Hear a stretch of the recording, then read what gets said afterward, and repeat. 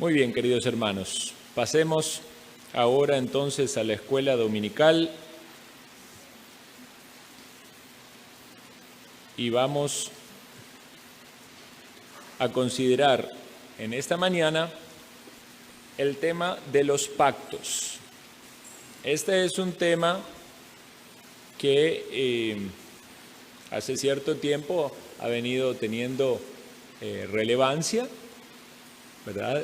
Sobre todo por algunos libros que se han publicado y algunos maestros que han enseñado en este tema, y es un tema sumamente importante para nuestra doctrina, para nuestra fe como una iglesia bautista reformada, ¿verdad? Y algunos han escuchado acerca de esa rama de la teología, que es la teología pactual o la teología de los pactos, y algunos han leído en la Biblia, han encontrado, ¿verdad?, en algún momento que se menciona la palabra pacto, y tristemente, para confusión de muchos, hoy en día se usa en muchas iglesias de una manera totalmente equivocada, casi que tiene que ver con poner dinero, ¿verdad?, y pensar de que uno puede hacer un tipo de trato o negociación con Dios, un acuerdo con Dios, de que si usted le da dinero, Dios le va a multiplicar eso, ¿verdad? Y le llaman a algunos que hay que pactar con Dios. Bueno, qué triste, ¿verdad?, ver lo que pasa en tantas iglesias.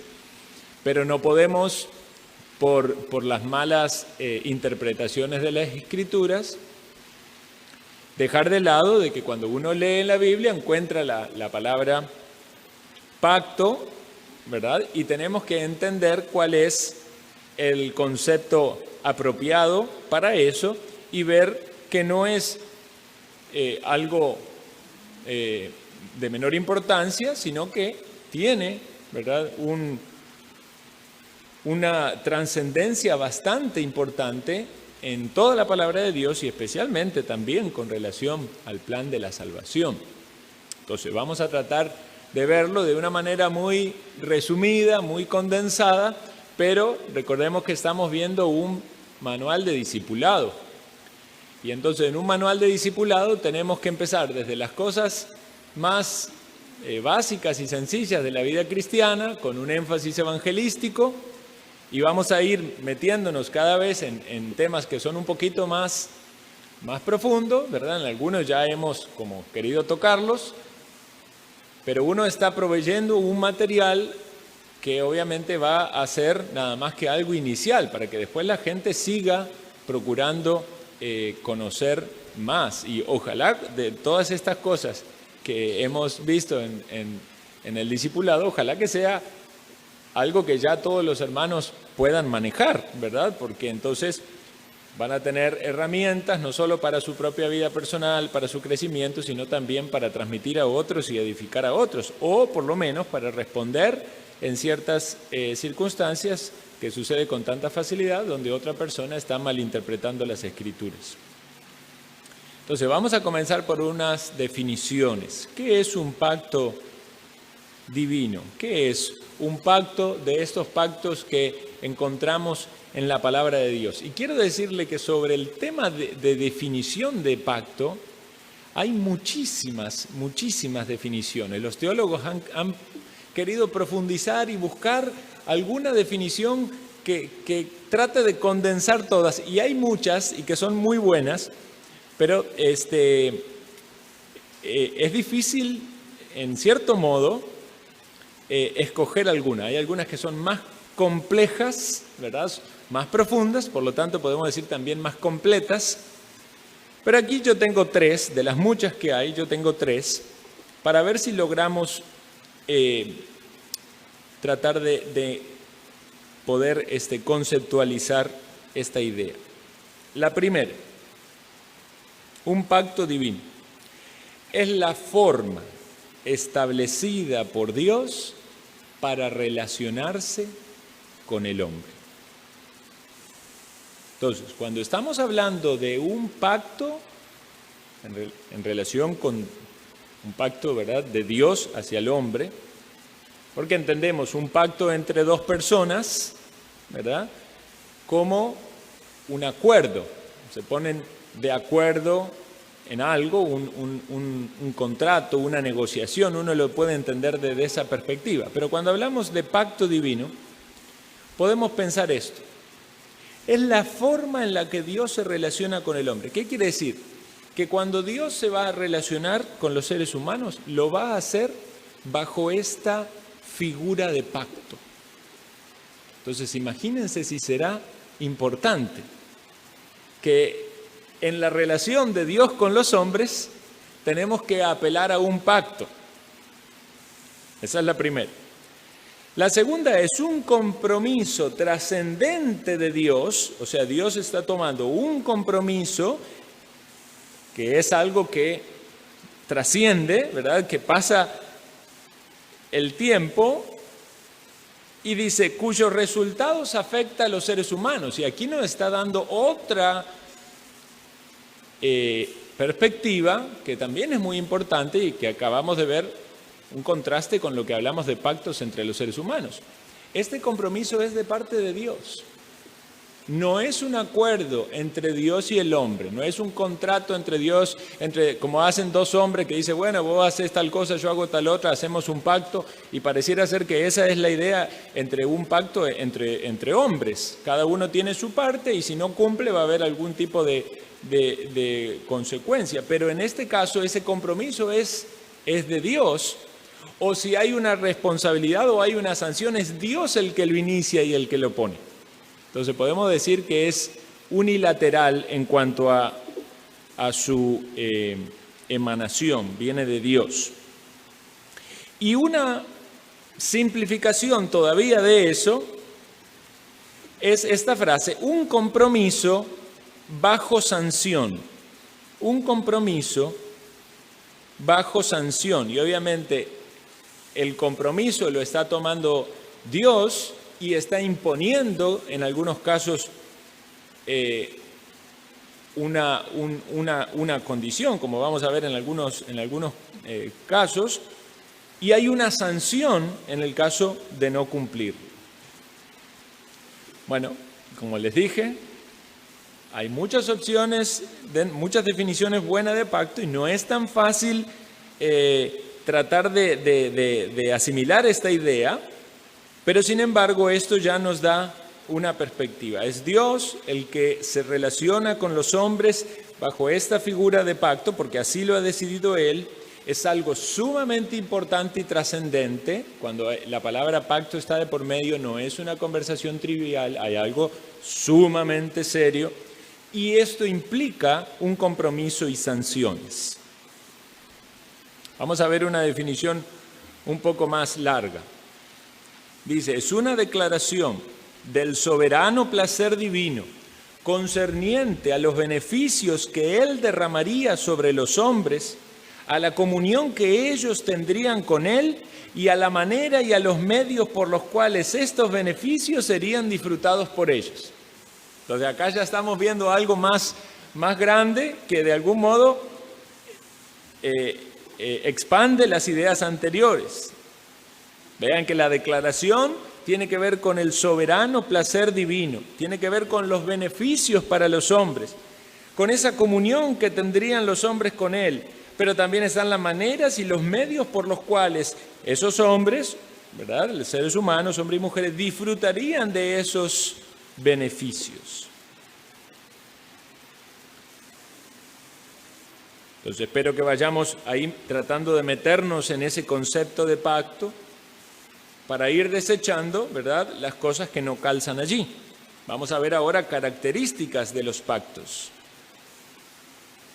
Nos queda entonces claro que al ser de parte de Dios, son establecidos soberanamente. Por lo tanto, un pacto no lo establece un hombre con Dios, sino que Dios los establece. Podemos hablar, como dijimos antes, de votos o juramentos, ¿verdad? Un hombre puede tomar un voto o un juramento y si tiene un compromiso con Dios, debe cumplirlo porque es importante esa figura de juramento, ¿verdad? O de decir algo como un voto delante de Dios. Pero cuando estamos hablando de pactos, es Dios el que los establece. en su buena voluntad, de manera soberana. Este pacto contiene regulaciones y sanciones, es decir, que hay cosas que deben ser cumplidas y hay sanciones en el caso de que no sean cumplidas. Y son permanentes, es decir, los pactos son permanentes. Ahora, para poder avanzar en la comprensión de pacto, debemos entender cuál es el significado de cabeza federal. Por eso, cuando alguien oye acerca también de la doctrina pactual o de la doctrina de los pactos, otra palabra que puede oír por ahí o leer en algún libro es la doctrina federal o el federalismo, ¿verdad? Como algunos lo han expresado así, el federalismo bautista reformado, que es nuestro entendimiento acerca de la doctrina de los pactos. Entonces, ¿qué es una cabeza federal? La cabeza federal es aquel con quien Dios hace el pacto y que representa a todos los que están relacionados con él por descendencia, ¿verdad?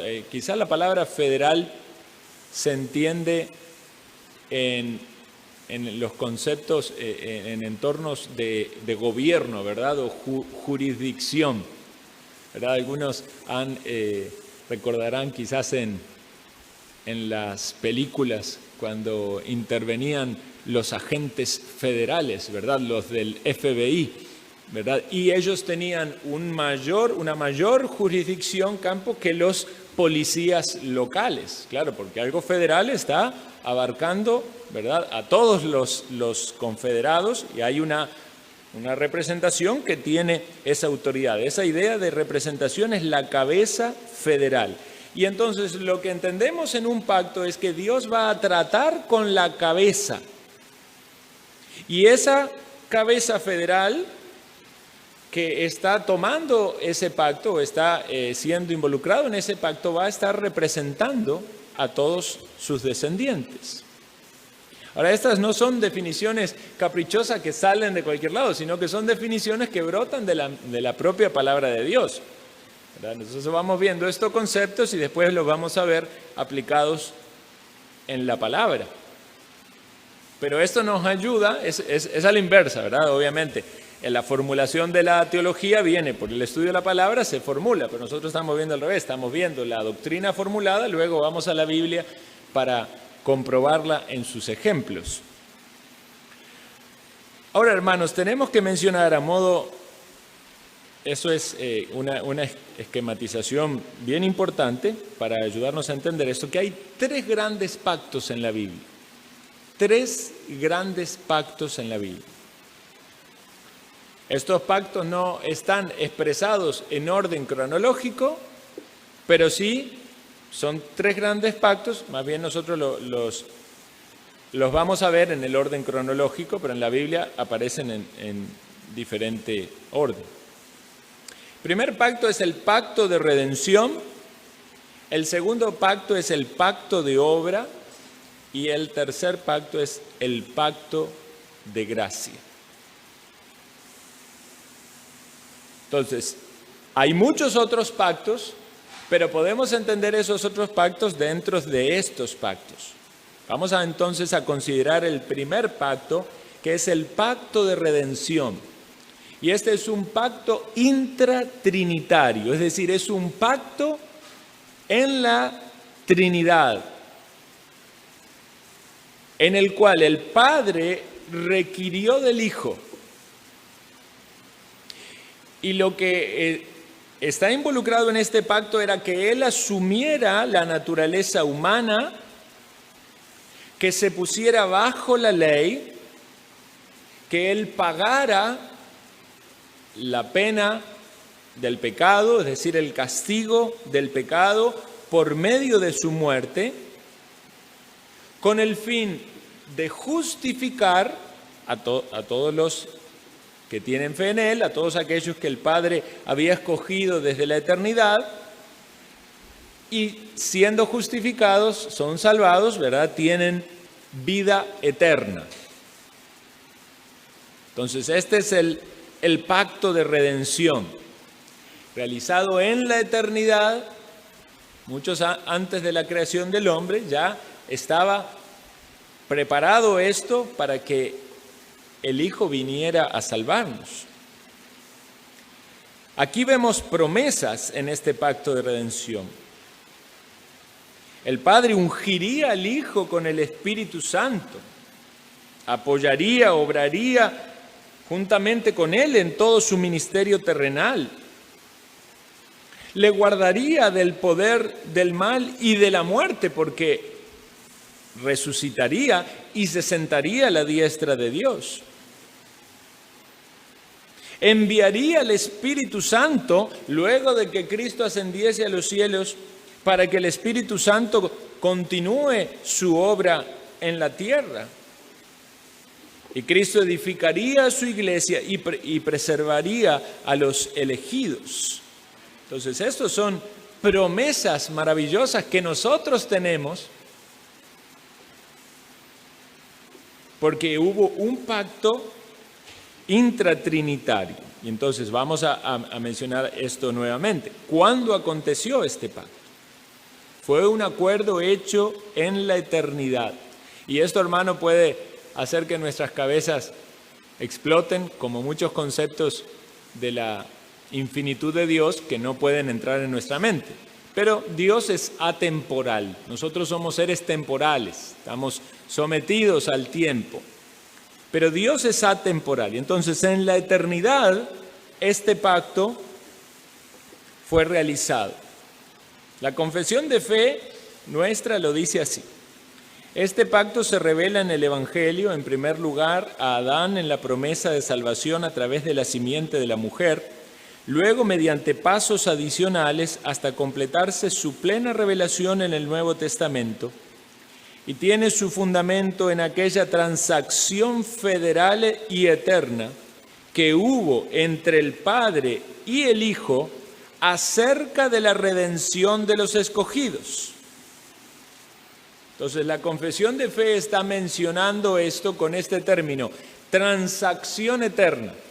Esta relación con este pacto intratrinitario, el pacto de redención. Y vamos a ver la base bíblica para esto. Aparece en pantalla San Juan 6, 38 y 39. Dice, porque he descendido del cielo no para hacer mi voluntad, sino la voluntad del que me envió. Y esta es la voluntad del Padre, el que me envió, que de todo lo que me diere, no pierda yo nada, sino que lo resucite en el día postrero. ¿Qué es lo que nos está diciendo Jesús? Que esto que Jesús viene a hacer, de salvar a aquellos que el Padre se los daba, era en obediencia a lo que el Padre había demandado de él, su voluntad, y obviamente era la voluntad de Cristo, pero se ve en esta relación de sumisión y de dependencia del Hijo, ¿verdad? Haciendo la voluntad del Padre, reconociéndose un enviado del Padre, y cumpliendo este propósito de guardar y de preservar a los suyos y aún de resucitarlos en el día postrero, o sea que todavía tiene cumplimiento. Pero ya estamos viendo en estas palabras de Jesús, si aceptamos que Jesús nos está diciendo la verdad, que el Padre le envió, que le dio un encargo, que era salvar a los escogidos, y entonces que Él está haciendo la voluntad de su Padre. Ahí ya tenemos esta clara explicación de Cristo de un pacto, aunque la palabra pacto todavía no está ahí. Pero vamos a ver 1 de Pedro 1, 19 y 20.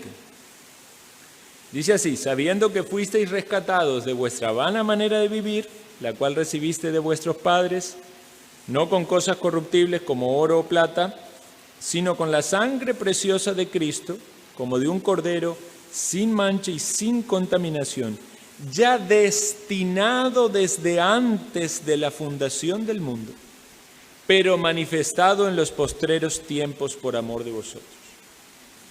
Entonces nos dice que Cristo había sido destinado.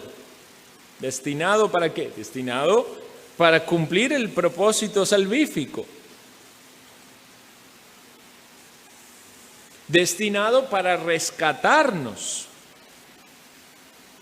Destinado para redimirnos por medio del derramamiento de su sangre. Y esto no fue después de que Adán pecó. Eso es un error muchas veces en la teología. La gente piensa que como Adán pecó, entonces Dios tuvo que cambiar los planes. No, ya estaba destinado desde antes de la fundación del mundo. No había sido creado el mundo, no había todavía Adán cometido ningún pecado.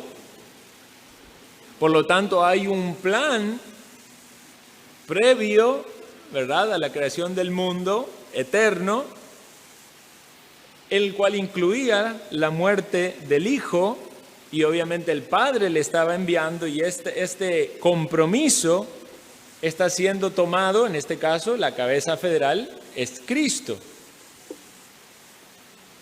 Vamos a ver otro versículo, Efesios 1, 3, 4.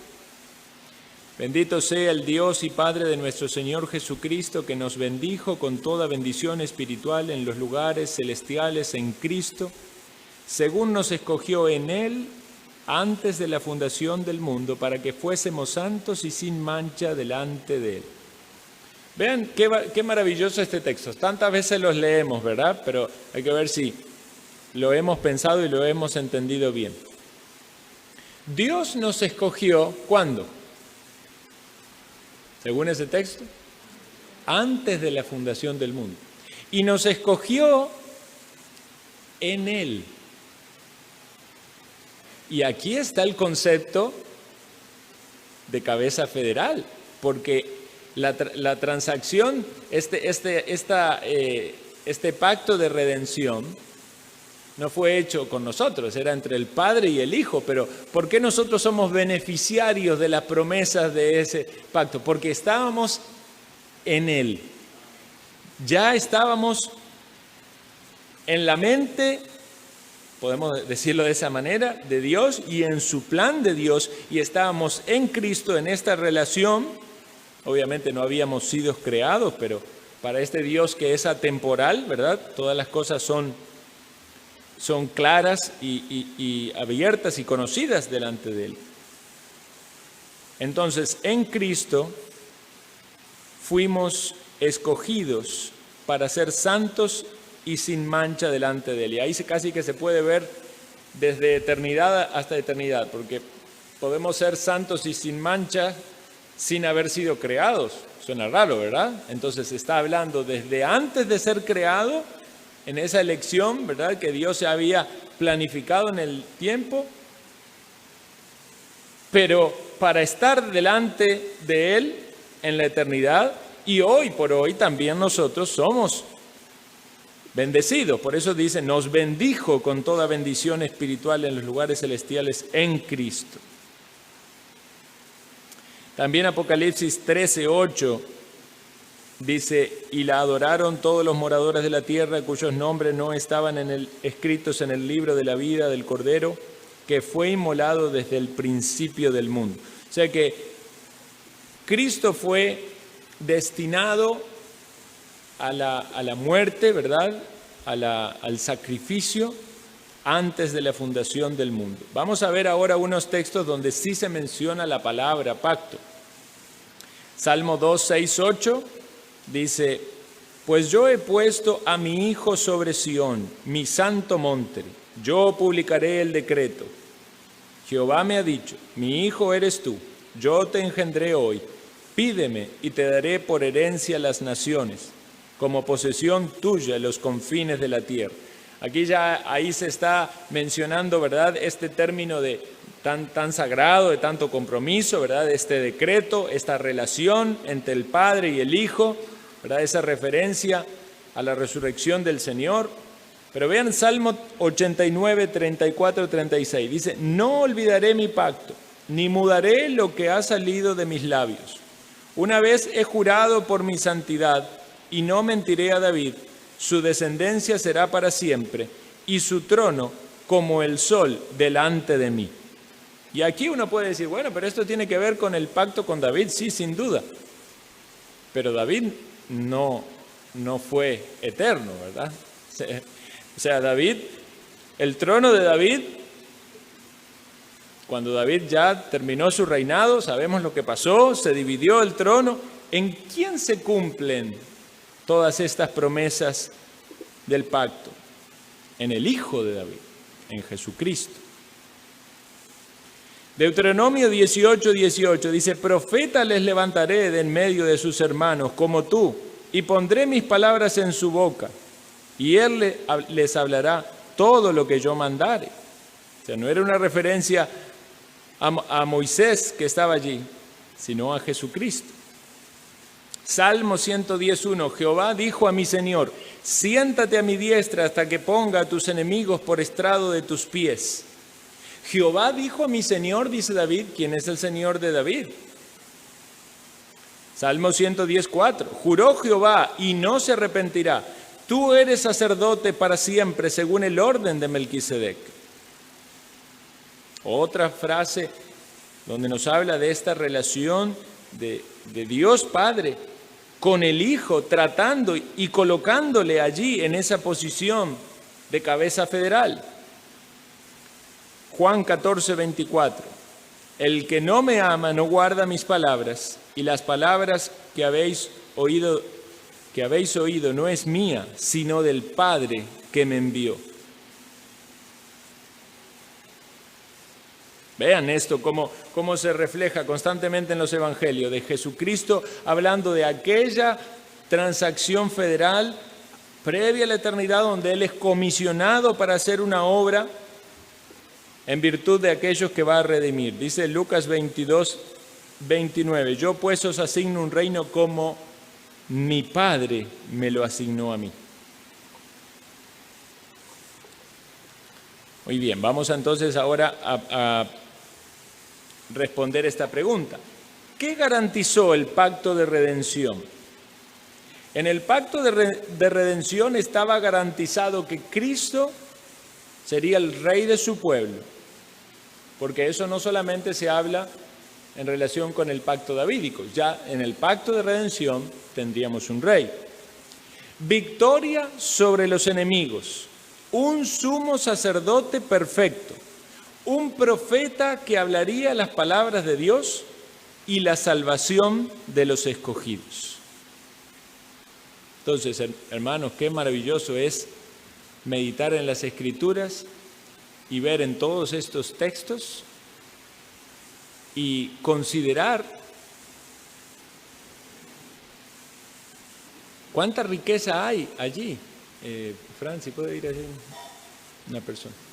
Considerar cuánta riqueza hay en todos estos textos que nos hablan de esta relación entre Jesús y el Padre,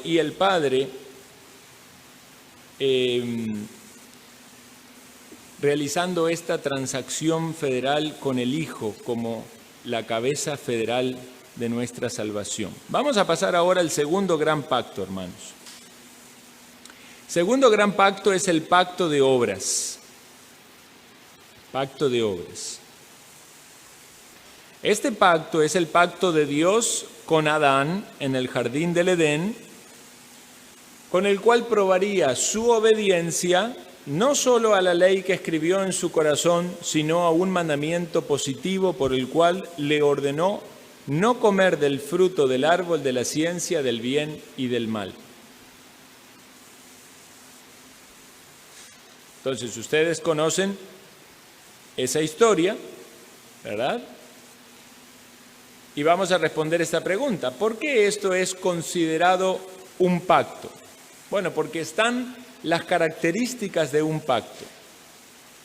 Primero y principal dijimos que es Dios cómo se está relacionando con los hombres. ¿Y Dios cómo se relaciona con Adán? Por medio de este pacto. En este pacto había regulaciones. ¿Cuáles eran las regulaciones? No comer del árbol, ¿verdad? Comía de ese árbol que Dios le había prohibido, entonces iba a haber un castigo. Ese castigo, esa sanción era la muerte. Pero si no comía, ¿verdad? También era probada su obediencia. Había una promesa que era la vida, que no venía solo por el hecho de no comer, sino por otro árbol, pero fue quitado, ¿verdad?, del huerto para que no tuviese acceso al árbol de la vida. Vamos a leer los versículos.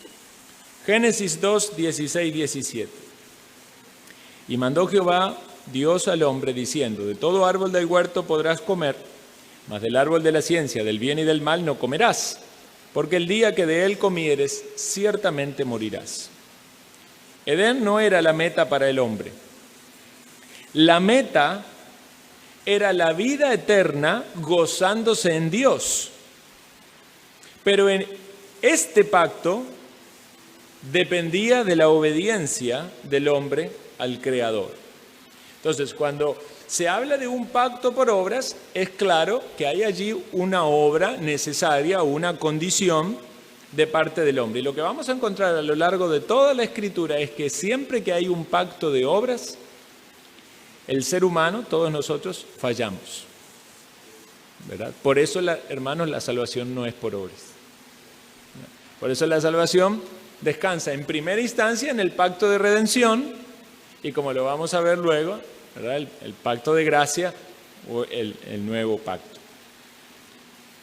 Pero entonces, este pacto de obras tiene que ver con esta relación entre Dios y Adán, y aquí la cabeza federal es Adán, y todos nosotros estamos incluidos en Adán.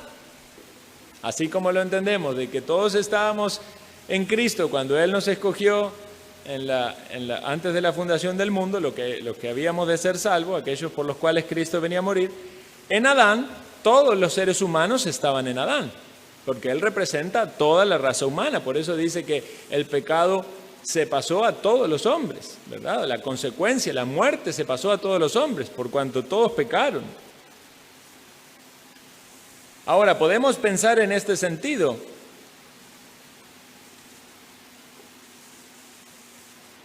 Si Adán hubiese sido obediente, lo cual obviamente sabemos que así no fue, ¿verdad?, pero estaba allí el árbol de la vida para hallar esa vida eterna gozándose en Dios. Pero ¿qué vemos? Vemos que lo que hizo Adán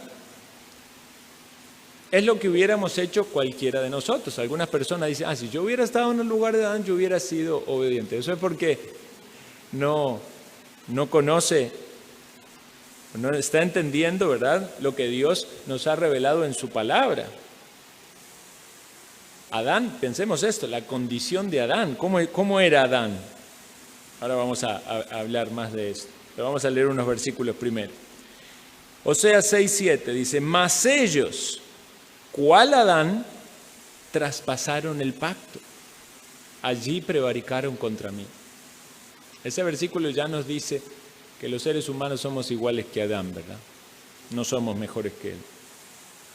Estos versículos siguientes, ya lo mencioné, tiene que ver cómo se pasa el pecado y la consecuencia del pecado. El pecado entró en el mundo por un hombre y por el pecado la muerte. Así la muerte pasó a todos los hombres por cuanto todos pecaron. Pues antes de la ley había pecado en el mundo, pero donde no hay ley no se inculpa del pecado. No obstante, reinó la muerte de Adán hasta Moisés, aún en los que no pecaron a la manera de la transgresión de Adán, el cual es figura del que había de venir. Vamos a responder ahora la pregunta: ¿cómo era Adán? Vean, Adán era inocente, porque no había pecado nunca, ¿verdad? Fue creado como una persona adulta, pero inocente. Sin embargo, su voluntad era mutable. No fue creado con la imposibilidad de cambiar, sino que fue creado inocente con la posibilidad de cambiar, porque Adán tenía lo que conocemos como libre albedrío o libre voluntad. Tristemente, esto se enseña hoy en día como que cada persona tiene libre albedrío, y lo que vemos en la Escritura es que el único que tuvo libre albedrío fue Adán, y lo perdió cuando eligió el pecado. Por lo tanto, libre albedrío, no estamos diciendo si usted va a elegir ropa azul o roja o verde, no, estamos diciendo de que el ser humano en Adán cayó en el pecado, no solo Adán, sino toda la descendencia de Adán. Caímos en condición de pecadores.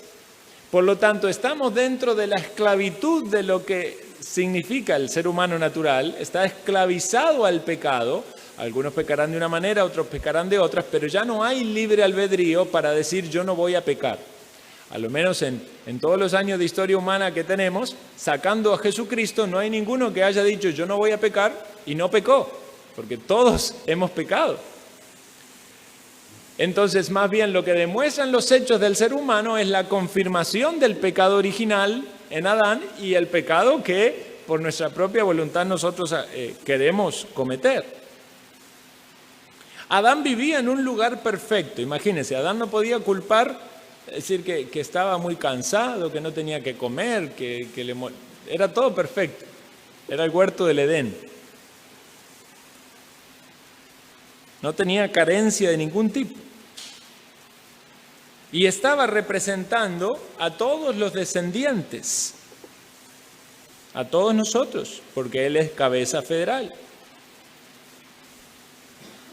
Y obviamente está Satanás allí, que podemos ver el aspecto negativo, pero porque esto está dentro del plan soberano y eterno de Dios, por medio del cual Él va a manifestar su gloria en la eternidad, ¿verdad? En la salvación de su pueblo. Pero entonces, Adán y Eva eligen el pecado. Y en Adán y Eva nosotros también caímos. Y entendamos esto, no culpemos a Adán sin sentirnos nosotros culpables al igual que ellos. ¿Cuál fue el resultado de la caída? Muerte espiritual, la imposibilidad de obtener vida eterna por obras, porque lo que es probado en ese pacto es que las obras nunca van a dar vida eterna. Ya fue probado una vez, con un hombre inocente y sin ningún entorno adverso. O sea, mucho menos en nosotros, que ya no somos inocentes, tenemos un entorno adverso y una naturaleza corrupta. La consecuencia que resultó de la caída de Adán fue la muerte física. Dios le dijo, el día que comieres de ese árbol ciertamente morirás, pero no vemos que Adán y Eva hayan muerto inmediatamente. Pero hay una consecuencia, obviamente, que va a venir en el tiempo, que fue la muerte física. Antes del pecado no había muerte en el mundo. Pero también esa consecuencia tiene que ver con la muerte espiritual, porque Adán y Eva quedaron separados de Dios en esa relación espiritual que era tan fluida. Recuerden que fueron a esconderse de Dios por la vergüenza. Recuerden que sus ojos fueron abiertos y se dieron cuenta que estaban desnudos. Pero ya fueron sacados de esa relación de comunión tan estrecha. Y en la gracia del Señor vemos también un anticipo allí de la obra de salvación. Cuando le da túnicas para vestirse, cuando ya les muestra que esas hojas con las que se habían tapado su vergüenza, ¿verdad? Otro intento humano por querer disimular las consecuencias del pecado, no es suficiente. Por eso Dios le hace túnicas y vamos a meditar en esto. Pero esa pecaminosidad afectó a toda la raza humana y también trajo corrupción a la tierra. Dice, la tierra te producirá espinos y cardos. Ya no podía jugar más con los animales, ¿verdad? Que allá era diferente, ya había una agresividad porque el pecado ya había entrado al mundo. Romanos 5, 17, 21. Pues si por la transgresión de uno solo reinó la muerte, mucho más reinarán en vida por uno solo, Jesucristo, los que reciben la abundancia de gracia y del don de la justicia. Así que como por la transgresión de uno vino la condenación a todos los hombres, de la misma manera por la justicia de uno vino a todos los hombres la justificación de vida. Porque así como por la desobediencia de un hombre los muchos fueron constituidos pecadores, así también por la obediencia de uno los muchos serán constituidos justos. Pero la ley se introdujo para que el pecado abundase, mas cuando el pecado abundó, sobreabundó la gracia, para que así como el pecado reinó para muerte, así también la gracia reine por la justicia para vida eterna mediante Jesucristo, Señor nuestro. Yo sé que el pasaje es bastante largo, pero si puede quedar una idea clara aquí, es esta idea de contraste de cabeza federal. En Adán reinó la muerte. En Cristo vino la gracia. Por Adán vino la condenación a todos los hombres que estábamos bajo esa cabeza federal, y es toda la humanidad. Y por Cristo viene la salvación a todos los hombres que estaban bajo la cabeza federal de Cristo en ese plan eterno de redención, porque este texto no está diciendo de que todos los hombres van a ser salvos, sino habría una contradicción con que haya un infierno y haya personas adentro. Entonces, ¿en qué sentido vino a todos los hombres la justificación de vida? A todos aquellos que estaban en Cristo. Y esto nos lleva entonces a meditar en el tercer gran pacto, que es el pacto de gracia. Vimos el pacto de redención, vimos el pacto de obras, y ahora vamos a ver el pacto de gracia, y lo vamos a comenzar viendo en esa misma historia. Porque este pacto de gracia se revela en el Evangelio, en primer lugar, a Adán, en la promesa de salvación a través de la simiente de la mujer, y luego mediante pasos adicionales hasta completarse su plena revelación en el Nuevo Testamento. Esto lo dice la confesión. Es sumamente importante esta frase, porque lo que va a estar diciendo es que el pacto de gracia tiene una revelación paulatina o progresiva, pero ya en Adán ya está siendo revelado. Algunos lo llaman el protoevangelio, el evangelio, ¿verdad? Anticipado. Quizás no es una revelación completa, pero es una revelación bastante clara. Le está diciendo que de la descendencia de la mujer vendría el Salvador.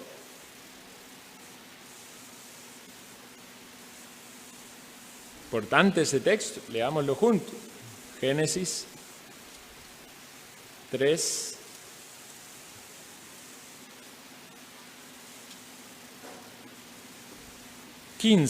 Vamos a leer el 14. Y Jehová Dios dijo a la serpiente: por cuanto hiciste esto, maldita serás entre todas las bestias y entre todos los animales del campo. Sobre tu pecho andarás y polvo comerás todos los días de tu vida.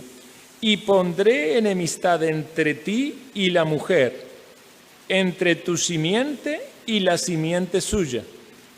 Esta te herirá en la cabeza y tú le herirás en el calcañar. Obviamente Dios está hablando allí con la serpiente, ¿verdad? Con Satanás, pero el mensaje es claramente también para Adán y para Eva, porque está revelando aquí de dónde vendría la salvación.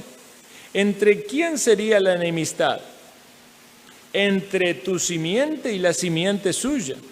De la simiente de la mujer vendría el Salvador. Esta te herirá en la cabeza y tú le herirás en el calcañar. Entonces la serpiente, podemos decir, hirió con la cruz, ¿verdad?, a Cristo, con una herida, podemos decir, muy seria, ¿verdad?, en el calcañar. Pero la herida de Cristo sobre la serpiente fue en la cabeza, ¿verdad? Y entonces ese es el triunfo del Señor Jesucristo en la salvación. Ahí ya está anticipado el pacto de gracia. Ahora vamos a ver que este pacto de gracia se va revelando a través de los muchos pactos que aparecen en la Biblia. Aparece el pacto adánico, el pacto noéico, el pacto abrahámico, el pacto mosaico y el pacto davídico. Y todos estos hacen referencia a la frase antiguo pacto. Ese gráfico puede ser útil para comprenderlo. Cuando se habla del antiguo pacto, en algunos casos se está haciendo mención al pacto mosaico, ¿verdad? En otros casos tiene que ver con otro de esos pactos, pero todos esos pactos van revelando progresivamente el pacto de gracia, pero no son el pacto de gracia. Porque algunos entienden que es una administración distinta del pacto de gracia. No es una administración distinta del pacto de gracia.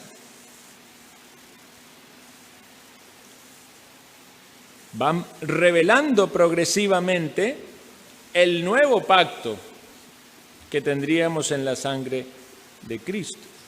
Vamos a ver brevemente cada uno de ellos. El pacto adánico. Dice Jehová, bueno, aquí es el texto que acabamos de leer y ya fue explicado. Tú le herirás en la cabeza y esta te herirá, esta te herirá en la cabeza y tú le herirás en el calcañar. Vamos al pacto noéico. Génesis 6:5, y vio Jehová que la maldad de los hombres era mucha en la tierra y que todo designio de los pensamientos del corazón de ellos era de continuo solamente al mal. Ese texto nos habla de la depravación total del hombre. Génesis 6:13, dijo pues Dios a Noé, he decidido el fin de todo ser, porque la tierra está llena de violencia a causa de ellos, y he aquí yo lo destruiré con la tierra.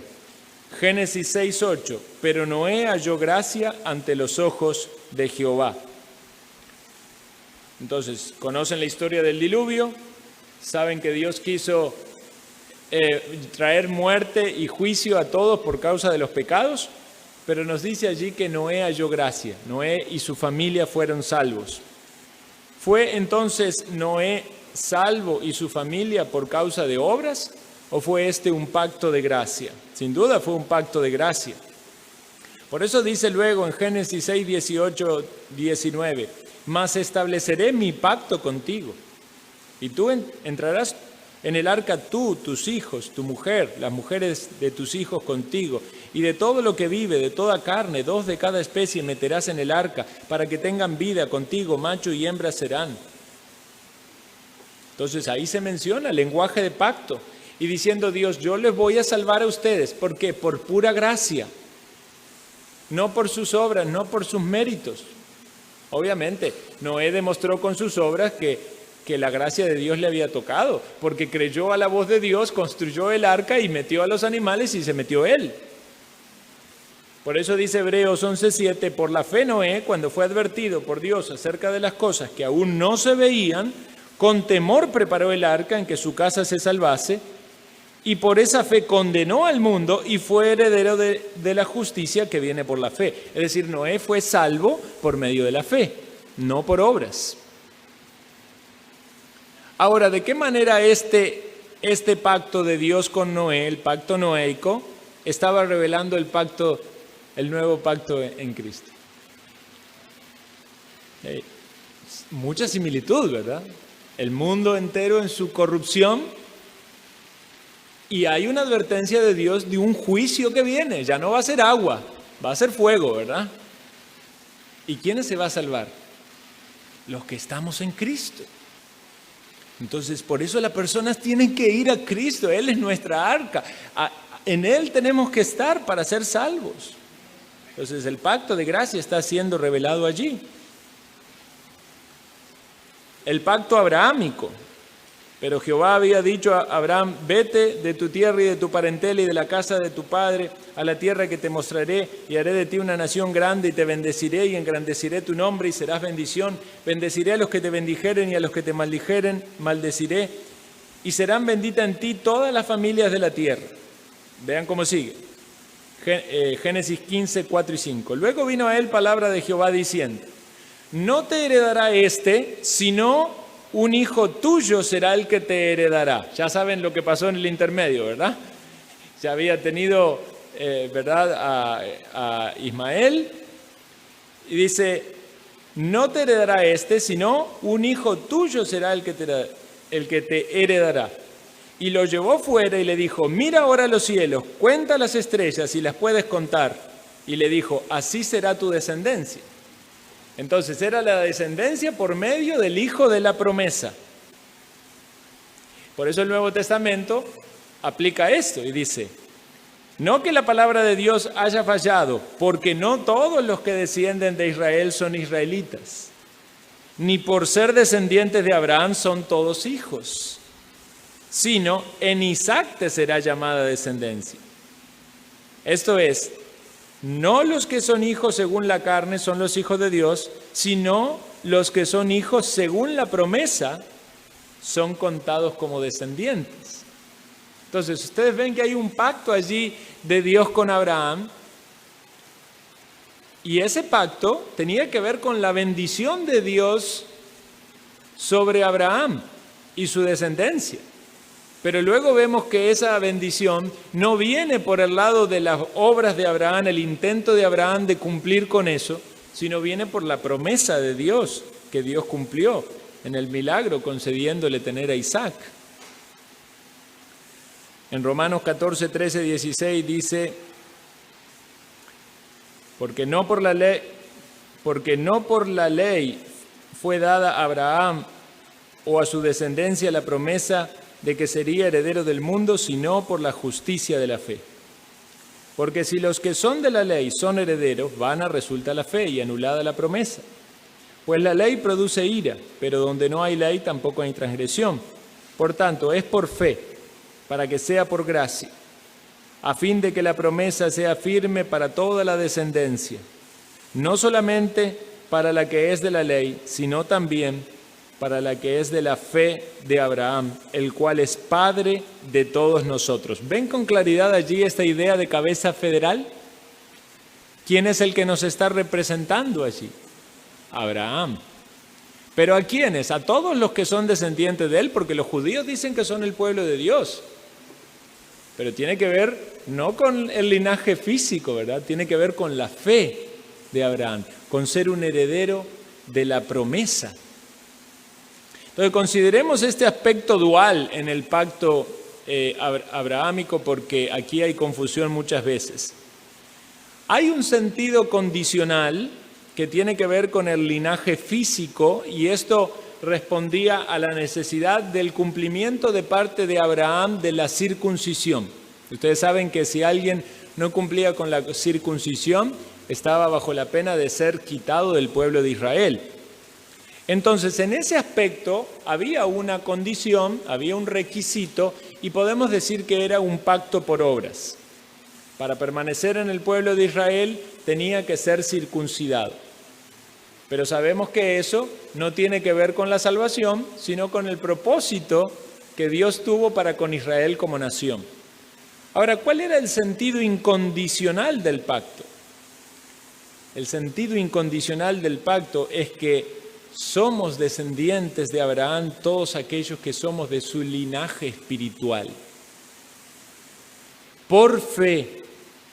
Porque el cumplimiento de la promesa se realiza por gracia, hermanos. Entonces, veamos con claridad, porque si no tendríamos que decir, como algunos dicen, los que no están circuncidados o no son judíos, no tienen esperanza. Pero nosotros podemos decir, somos descendientes de Abraham, somos israelitas, basados en este entendimiento de que en el pacto de Dios con Abraham, este pacto incondicional de que Él iba a bendecir a su descendencia, nosotros estamos allí por medio de la fe.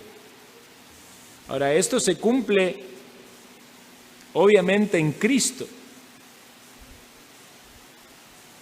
Y en el caso de Cristo se cumple aún en el pacto de obras, porque Él fue el único que pudo cumplir ese pacto de obras.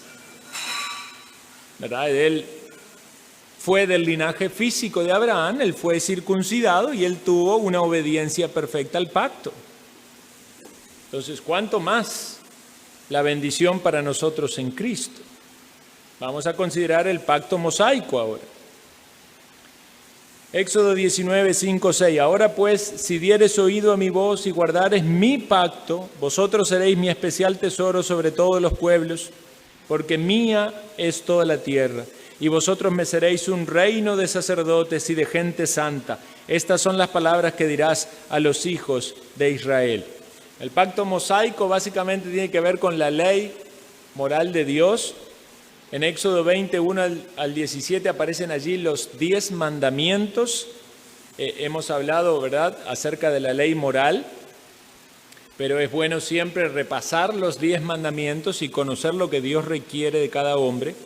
Pero vean lo que dice Levítico 26:14. Pero si no me oyeres, ni hicieres todos estos mis mandamientos, y si desdeñares mis decretos y vuestra alma menospreciares mis estatutos, no ejecutando todos mis mandamientos e invalidando mi pacto, yo también haré con vosotros esto. Y obviamente lo que vienen son consecuencias y castigos. Vean el lenguaje de pacto: la bendición para aquel que lo cumple, la maldición para aquel que lo incumple. Y obviamente, ¿quién cumple los 10 mandamientos? Nadie. Entonces, ¿este era un pacto de gracia o un pacto de obras? Claramente un pacto de obras, que implicaba, ¿verdad?, que la contraparte cumpla. Y vean lo que dice Gálatas 3, 10 y 11. Porque todos los que dependen de las obras de la ley están bajo maldición. Pues escrito está: maldito todo aquel que no permaneciere en todas las cosas escritas en el libro de la ley para hacerlas. Y que por la ley ninguno se justifica para con Dios es evidente, porque el justo por la fe vivirá. Gálatas 3:24, de manera que la ley ha sido nuestro ayo para llevarnos a Cristo, a fin de que fuésemos justificados por la fe. Entonces vean, en este pacto mosaico, donde la ley es la condición, que es un pacto de obras, nosotros tenemos el incumplimiento, tenemos maldición.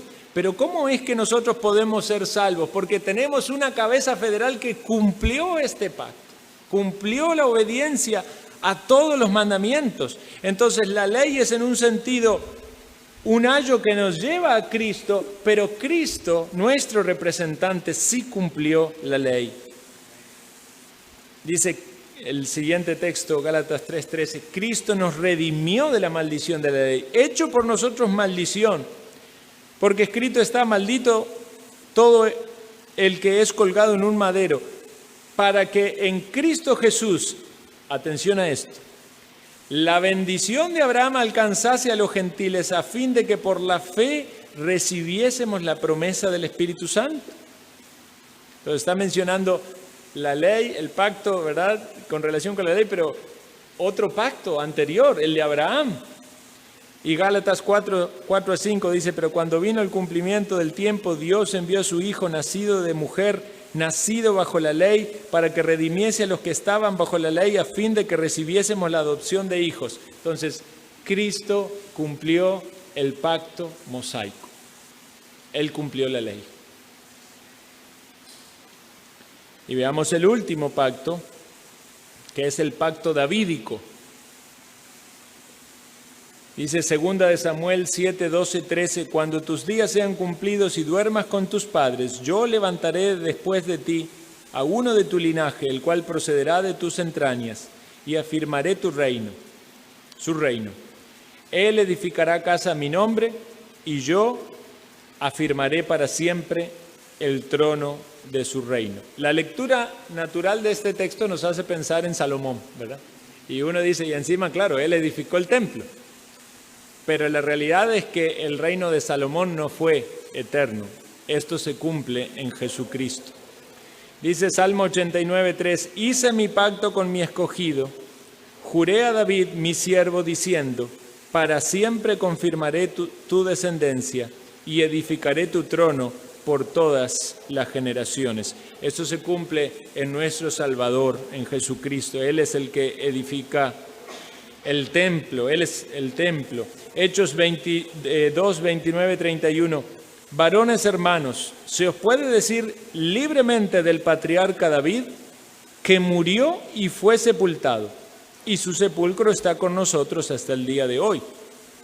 Pero siendo profeta y sabiendo que con juramento Dios le había jurado que de su descendencia en cuanto a la carne, levantaría al Cristo para que se sentase en su trono, viéndolo antes, habló de la resurrección de Cristo, que su alma no fue dejada en el Hades, ni su carne vio corrupción.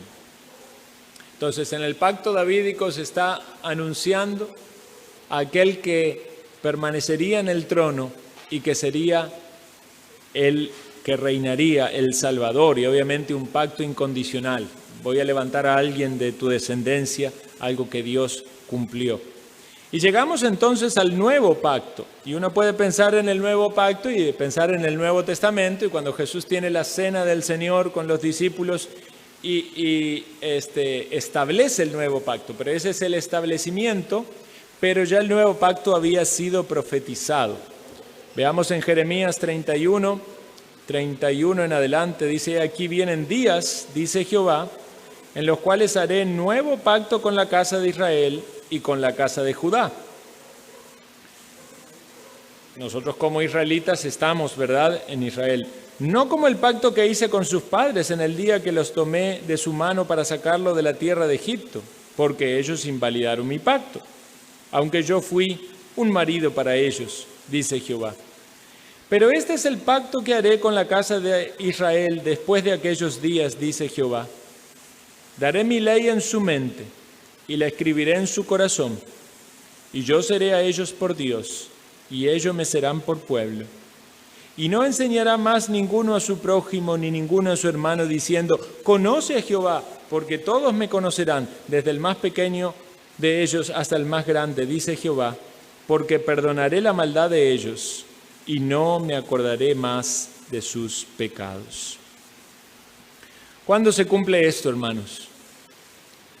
Esto se cumple en el momento en el que llegamos a la salvación, en la obra que Dios hace en el corazón del pecador perdido de regeneración, un cambio de corazón. Esa ley que queda escrita en nuestros corazones para que ya no andemos como andábamos antes, conforme a los deseos de nuestra mente y de nuestra carne. El Espíritu Santo está en cada miembro de este pacto.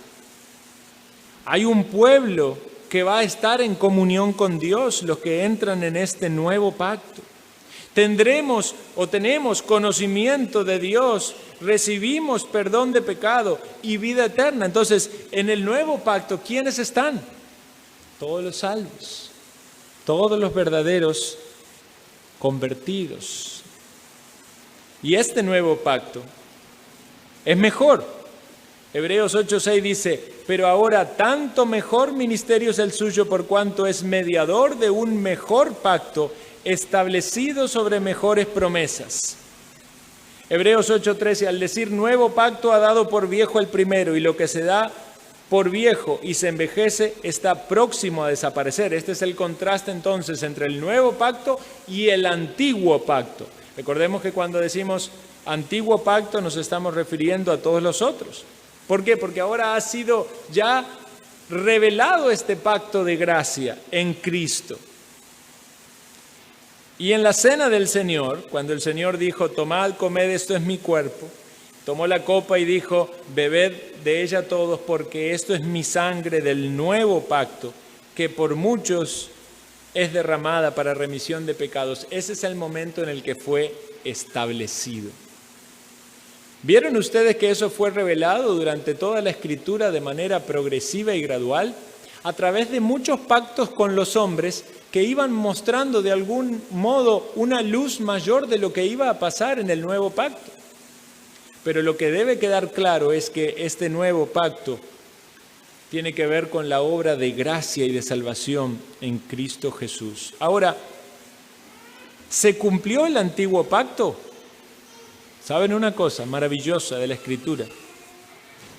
Aún el antiguo pacto se cumplió en Cristo. Porque aunque Israel falló como nación, ¿saben que el término Israel es un término que también se usa para el Señor? Oseas 11:1 dice: cuando Israel era muchacho, yo lo amé, y de Egipto llamé a mi hijo. ¿Ustedes saben cómo la Escritura se interpreta a sí misma. Y en Mateo capítulo 2, versículo 15, dice que José y María y Jesús se fueron a Egipto, ¿verdad? Pero cuando había muerto Herodes, ellos regresaron porque Dios se le reveló a ellos, ¿verdad?, para que regresen. La misma palabra utiliza esa frase para decir, de Egipto llamé a mi hijo. Quiere decir que la misma Biblia revela a Jesús como Israel, como el verdadero Israel, como aquel que cumplió con el antiguo pacto, aquel que fue perfecto en todos sus caminos. Y toda regulación de ese pacto fue cumplida por él. Hermanos, eso nos debe llevar a maravillarnos más y más en la gracia de Dios, porque como ustedes ven, vemos el caminar del hombre y vemos fracaso, frustración, consecuencia y castigo, pero vemos a Cristo y vemos al mejor representante que podemos tener, a nuestro Salvador. Llegamos entonces a la conclusión.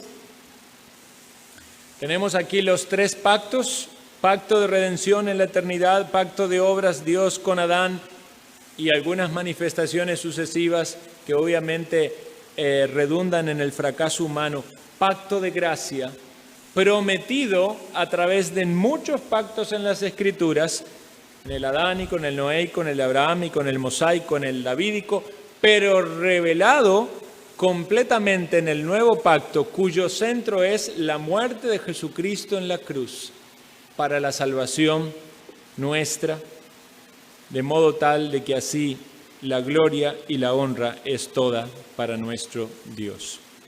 Hermanos, yo sé que hemos leído muchos versículos y quizás ha sido un poco pesado, pero esta doctrina no es una doctrina de menor importancia, porque teniendo un entendimiento de la doctrina pactual, ¿verdad?, podemos oponernos o diferenciar algunas otras corrientes doctrinales que están equivocadas y que intentan fragmentar la Biblia de manera diferente. Voy a mencionar quizás la más conocida, que es el dispensacionalismo. Entonces, aquellos que entienden la doctrina pactual van a poder entender con más facilidad los errores del dispensacionalismo.